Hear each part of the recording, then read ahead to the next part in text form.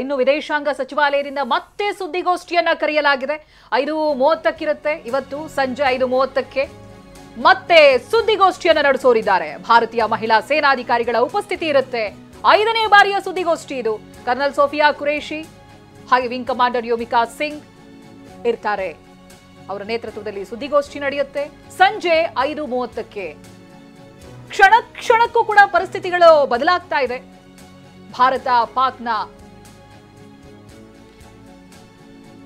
ಬೆಳಿಗ್ಗೆ ನಾವು ಗಮನಿಸಿದ್ವಿ 10:30 ಅವರು ಬ್ರೀಫಿಂಗ್ ಅನ್ನು ಏನ್ ಮಾಡಿದ್ರು ಆ ಸಂದರ್ಭದಲ್ಲಿ ಏನೇನಾಗಿದೆ ಅಂತ ಅನ್ನೋದ್ರ ಬಗ್ಗೆ ಕಂಪ್ಲೀಟ್ ಆದಂತಹ ಡೀಟೇಲ್ಸ್ ಅನ್ನ ಕೊಟ್ಟಿದ್ರು ಈಗ ಮತ್ತೆ 5:30 ಸುದ್ದಿಗೋಷ್ಠಿ ಇದೆ ಹಾಗಾಗಿ ಈವರೆಗೆ ಆದಂತಹ ಕಾರ್ಯಾಚರಣೆಗಳು ಏನು ಅದೆಲ್ಲದರ ಬಗ್ಗೆ ಸಂಪೂರ್ಣವಾದಂತಹ ಮಾಹಿತಿ ತಿಳಿಪಡೆಯುತ್ತೆ ಕುತೂಹಲ ಇದೆ ಯಾಕಂದ್ರೆ ಪ್ರತಿ ಬಾರಿ ಬ್ರೀಫಿಂಗ್ ಬರ್ತಾರೆ ಅಂತಂದಾಗ ಅಧಿಕೃತವಾದಂತಹ ಮಾಹಿತಿಗಳು ಯಾಕಂದ್ರೆ ಸಾಕಷ್ಟು ಇನ್ಫಾರ್ಮೇಶನ್ಗಳ ಫ್ಲೋ ಆಗ್ತಾ ಇರುತ್ತೆ ಈ ಸಂದರ್ಭದಲ್ಲಿ ಆದರೆ ಅಧಿಕೃತವಾಗಿ ಏನಾಗಿದೆ ಏನು ಕಾರ್ಯಾಚರಣೆ ನಡೀತಾ ಇದೆ ಅದೆಲ್ಲದರ ಬಗ್ಗೆ ಮಾಹಿತಿಗಾಗಿ ಇನ್ನು 5:30 ನಾವು ಕಾಯಬೇಕಾಗತ್ತೆ ಎಸ್ ಹಾಗೆ ಪಾಕ್ನ 8 ಏರ್ ಬೇಸ್ಗಳ ಮೇಲೆ ಭಾರತ ಈಗಾಗಲೇ ಏರ್ ಸ್ಟ್ರೈಕ್ ಅನ್ನು ಮಾಡಿರುವಂಥದ್ದು ರಫೀಕಿ ಮುರೀದ್ ಚಕ್ಲಾಲ್ ಸೇರಿದಂತೆ ಆ 8 ಸಿಯಾಲ್ಕೋಟ್ನ ಏವಿಯೇಷನ್ ಬೇಸ್ ಮೇಲೆ ಕೂಡ ದಾಳಿಯನ್ನ ಮಾಡ್ತು ಈ ಜೊತೆಗೆ ನಮ್ಮ ಮೇಲೆ ಏನೇನು ದಾಳಿ ಆಗ್ತಾ ಇದೆ ಅದನ್ನ ಸದೃಢವಾಗಿ ಅದೆಲ್ಲವನ್ನ ಕೂಡ ನಿರೋಧ ಮಾಡುವಂತಹ ಸಾಧ್ಯತೆಗಳು ಹೆಚ್ಚಾಗಿದೆ ಹಾಗಾಗಿ ನಮ್ಮಲ್ಲಿರುವಂತಹ ಶಕ್ತಿಯ ಬಗ್ಗೆ ನಾವು ಮಾತನಾಡ್ತಾ ಹೋಗ್ತಾ ಇದ್ವಿ ನಮ್ಮೊಂದಿಗೆ ಅತಿಥಿಗಳಿದ್ದಾರೆ ಅವ್ರನ್ನ ಮಾತನಾಡಿಸ್ತಾ ಹೋಗೋಣ ಮಂಜುನಾಥ್ ಅವರೇ ತಾವಾಗಲೇ ಹೇಳ್ತಾ ಇದ್ರಿ ರೆಡಾರ್ ಸಿಸ್ಟಮ್ ಬಗ್ಗೆ ನಮ್ದು ಹೇಗಿದೆ ಅಂತ ಈಗ ನಮ್ಮ ಕ್ಷಿಪಣಿ ನಿರೋಧಕಗಳಿದೆಯಲ್ಲ ಈ S-400 ಆಗಲಿ ಅಥವಾ ಬರಾಕ್ 8 MR SM ಆಗಲಿ ಸ್ಪೈಡರ್ ಆಗಲಿ ನಮ್ಮಲ್ಲಿರುವಂತಹ ಶಕ್ತಿಯ ಬಗ್ಗೆ ನಾವು ಅಂದ್ರೆ ಒಂದು ಆತ್ಮಬಲ ಹೆಚ್ಚುತ್ತೆ ಜನರಿಗೆ ಅಂತ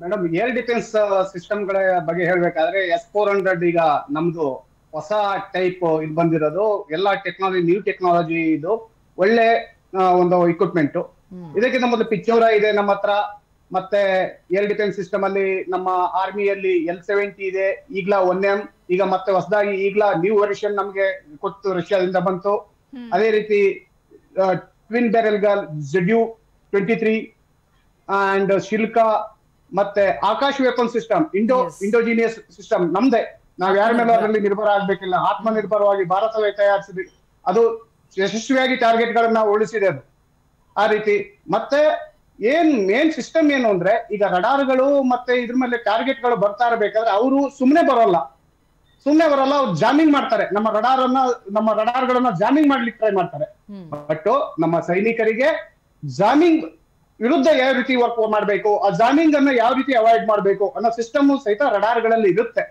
ECM ಕೊಟ್ಟರೆ ECCM ಹೇಗ್ ಮಾಡ್ಬೇಕು ಎಲೆಕ್ಟ್ರಾನಿಕ್ ಕೌಂಟರ್ ಮೇಜರ್ ನಾವ್ ಹೇಗ್ ಮಾಡ್ಬೇಕು ಅನ್ನೋದು ಎಲ್ಲ ಟ್ರೈನಿಂಗ್ ಗಳು ಇರುತ್ತೆ ಸೊ ಅವನ್ನೆಲ್ಲ ಅವಾಯ್ಡ್ ಮಾಡ್ಲಿಕ್ಕೆ ನಮ್ಮ ಆರ್ಮಿ ಸಕ್ಷಮವಾಗಿದೆ ಮತ್ತೆ ನಮ್ಮ ಆರ್ಮಿಯ ಏರ್ ಡಿಫೆನ್ಸ್ ನೋಡಿ ಅವರ ಏರ್ ಡಿಫೆನ್ಸ್ ಅಲ್ಲಿ ಒಂದ್ ಥ್ರೆಟ್ ಅನ್ನ ಅವರು ಲಾಕ್ ಆನ್ ಮಾಡ್ಲಿಕ್ಕೆ ಆಗ್ಲಿಲ್ಲ ನಾವ್ ಇಷ್ಟೆಲ್ಲ ಲಾಕ್ ಆನ್ ಮಾಡ್ತಾ ಇದೀವಿ ಉಳಿಸ್ತಾ ಇದೀವಿ ಏನು ಒಂದೆರಡು ಉಳಿತಾ ಇದೆ ಮೇಡಮ್ ಈಗ ಒಂದು 400-500 ಬಂದಾಗ ಒಂದೆರಡು ಅದು ಜನವಸತಿ ಅಲ್ಲದ ಪ್ರದೇಶಗಳಲ್ಲಿ ಉಳಿತಾ ಇದೆ ಜನವಸತಿ ಪ್ರದೇಶದಲ್ಲಿ ಅಂತೂ ಉಳಿತಾ ಇಲ್ಲ ಆದ್ರೂ ಸ್ವಲ್ಪ ಮಟ್ಟಿಗೆ ನೋಡಿ ಈಗ ಹಾನಿ ಅಂತೂ ಸ್ವಲ್ಪ ಮಟ್ಟಿಗೆ ಆಗತ್ತೆ ಗಮನಿಸಿದ್ವಿ ಹೌದೌದು ನೀವು ಅವಾಗ್ಲೇ ಹೇಳ್ತಾ ಇದ್ರಿ EWR ಯಾವ ರೀತಿಯಾಗಿ ವರ್ಕ್ ಮಾಡುತ್ತೆ ಅರ್ಲಿ ಡಿಟೆಕ್ಷನ್ ಅಥವಾ ಅದನ್ನ ಅನಲೈಸ್ ಮಾಡೋದು ಯಾವ ರೀತಿಯಾಗಿರುತ್ತೆ ಅಂತ ಇದೀಗ ಮಲ್ಟಿಪಲ್ ಅಟ್ಯಾಕ್ ಆದಾಗ್ಲೂ ಕೂಡ ಅದೇ ರೀತಿಯಾಗಿ ಕೆಲಸ ಮಾಡುತ್ತಾ ಹೇಗೆ ಮೇಡಮ್ ಎಸ್ ಈಗ ಮಲ್ಟಿಪಲ್ ಅಟ್ಯಾಕ್ ಆದಾಗ ಈಗ S-400 ಇದೆಯಲ್ಲ ಮಲ್ಟಿಪಲ್ ಟಾರ್ಗೆಟ್ ಅನ್ನ ಎಂಗೇಜ್ ಮಾಡುವಂತ ತಾಕತ್ತಿದೆ ಮತ್ತೆ ಹಿಂದೆ ನಮ್ಮ ಹತ್ರನು ಕೆಲವೊಂದಿದೆ multiple at a time multiple target ಅನ್ನ ಹ್ಯಾಂಡಲ್ ಮಾಡುತ್ತೆ ಒಂದು ಇದಕ್ಕೆ ಮಿಸೈಲ್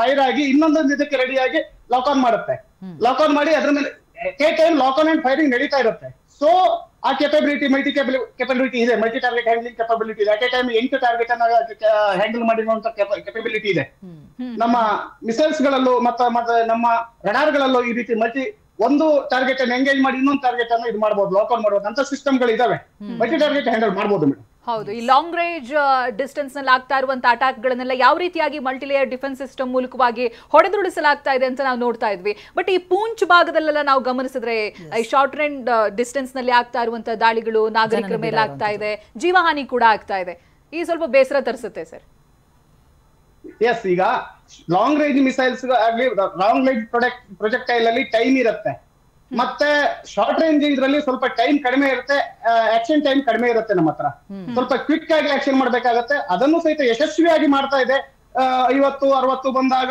ಒಂದೆರಡೇನೋ ಬೀಳ್ತಾ ಇದೆ ನಾಗರಿಕರು ಏನು ಅಂದ್ರೆ ಆ ಪಾಕಿಸ್ತಾನ ಯಾವ ಮಟ್ಟಿಗೆ ತಲುಪಿದೆ ಅಂದ್ರೆ ಬೇಕಾದ್ರೆ ನಾವು ಹುಲ್ಲಿನ ರೊಟ್ಟಿಯನ್ನ ತಿಂತೇವೆ, ಬಟ್ ಭಾರತವನ್ನ ಶತ್ರು ರಾಷ್ಟ್ರ ಅಂತ ತಿಳ್ಕೊಂಡಿದೆ. ಅದ್ರ ಮೇಲೆ ನಾವು ಇಕ್ವಿಪ್ಮೆಂಟ್ ಖರೀದಿ ಮಾಡ್ತೇವೆ, ಅದ್ರ ಮೇಲೆ ಪ್ರಯೋಗ ಮಾಡ್ತೇವೆ ಅನ್ನೋ ಮಟ್ಟಕ್ಕೆ ಬಂದೋಗಿದೆ ಮೇಡಮ್. ಅಲ್ಲೇ ದಟ್ಟದಾರಿದ್ರೆ ಬಡತನ ಇದ್ರು ಸಹಿತ ಅವರು ಹುಲ್ಲಿನ ರೊಟ್ಟಿ ತಿನ್ಲಿಕ್ಕೆ ರೆಡಿ ಇದ್ದಾರೆ, ಬಟ್ ಆರ್ಮಿ ಇಕ್ವಿಪ್ಮೆಂಟ್ ಖರೀದಿ ಮಾಡಿ ಬೇರೆಯವನ್ನ ಹಾಳು ಮಾಡ್ಲಿಕ್ಕೂ ಇದ್ದಾರೆ. ಇವತ್ತು ಯಾವ ಸ್ಥಿತಿಗೆ ತಲುಪಿದೆ ಅಂದ್ರೆ ಹಮ್ ತು ಡೂಬುಗೆ ನಮ್ ತುಜೆ ಡಿ ಲೇ ಡೂಬಿಂಗ್ ಅನ್ನೋ ಲೆಕ್ಕದಲ್ಲಿ ಪಾಕಿಸ್ತಾನ ವರ್ಕ್ ಮಾಡ್ತಿದೆ. ಆದ್ರಿಂದ ಎಚ್ಚರಿಕೆ ಹೆಜ್ಜೆ ಇಡಬೇಕಾದದ್ದು ಅನಿವಾರ್ಯ ಮೇಡಮ್. ನಿಜ ನಿಜ ನಿಜ ಗಿರೀಶ್ ಅವರೇ, ತಾವು ಕೂಡ ಆಗ್ಲೇ ವಿವರಿಸ್ತಾ ಅಂದ್ರೆ ಯಾವ ರೀತಿ ಅದಕ್ಕೆ ನೆರವು ಸಿಗ್ತಾ ಇದೆ ಅಂತ ಅನ್ನೋದ್ರ ಕುರಿತಾಗಿ.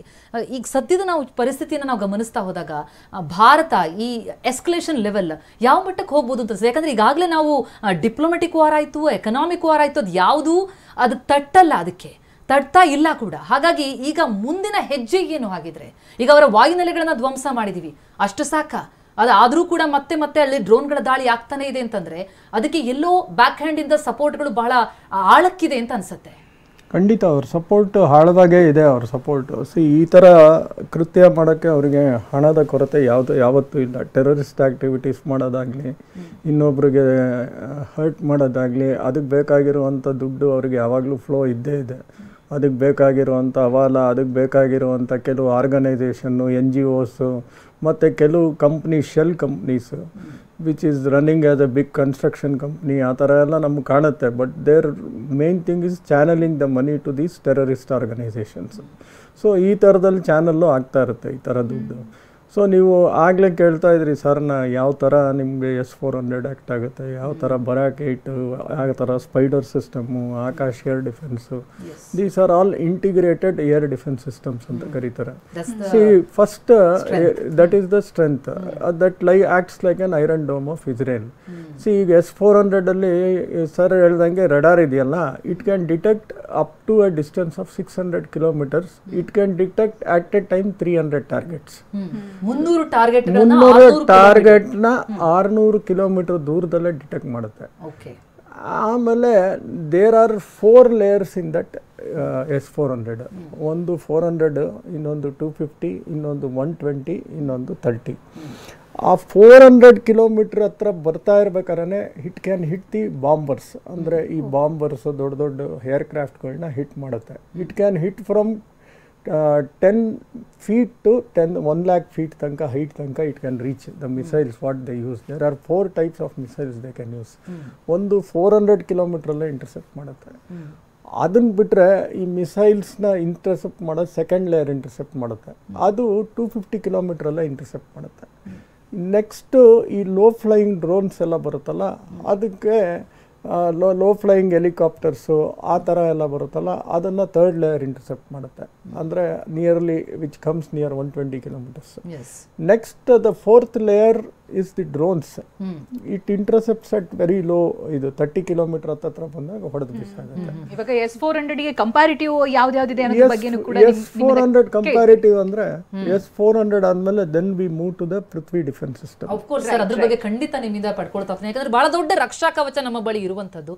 ಹಾಗಿದ್ದು ಕೂಡ ಎನಿಮಿಯನ್ನ, ಶತ್ರುವನ್ನ ನಾವು ನಿಜಕ್ಕೂ ಸುಲಭಕ್ಕೆ ತೆಗೆದುಕೊಳ್ಳೋದಕ್ಕಾಗಲ್ಲ. ಹಾಗಾಗಿಯೇ ನಾವೆಲ್ಲಿ ಕೂತಿಗೇನೆ ಮಾತನಾಡಿದ್ರು ನಮ್ಮ ಸೇನೆಗೆಲ್ಲವೂ ಕೂಡ ಗೊತ್ತಿದೆ. ಹಾಗಾಗಿ ದಿಟ್ಟವಾಗಿ ಉತ್ತರ ಕೊಡುವಂತ ಪ್ರತಿ ಹೆಜ್ಜೆಯನ್ನು ಕೂಡ ಎಚ್ಚರಿಕೆ ಹೆಜ್ಜೆಯನ್ನ ಇಡ್ತಾ ಇದೆ. ಈಗ ಉಳಿದಿರೋದೊಂದೇ, ಏನು ನಮಗೆ ಸೂಚನೆಗಳು ಬರ್ತವಲ್ಲ, ಅಥವಾ ಅಲ್ಲಿ ಗ್ರೌಂಡ್ ನಲ್ಲಿ ಇರಬೇಕಾದ್ರೆ ಏನೇನು ಸೂಚನೆ ಸುಳಿವುಗಳನ್ನ ಕೊಡಲಾಗುತ್ತಲ್ವ ರಕ್ಷಣೆಗೆ ಸಂಬಂಧಪಟ್ಟಂತೆ, ಅದೆಲ್ಲವನ್ನ ನಾವು ಪರಿಪಾಲನೆ ಮಾಡಬೇಕಾಗಿದೆ. ಸೇನೆ ಇದೆ ಅಂತ ಹೇಳಿ ನಾವು ಅಡ್ಡಾದಿಡ್ಡಿ ಓಡಾಡುವಂಥದ್ದಲ್ಲ.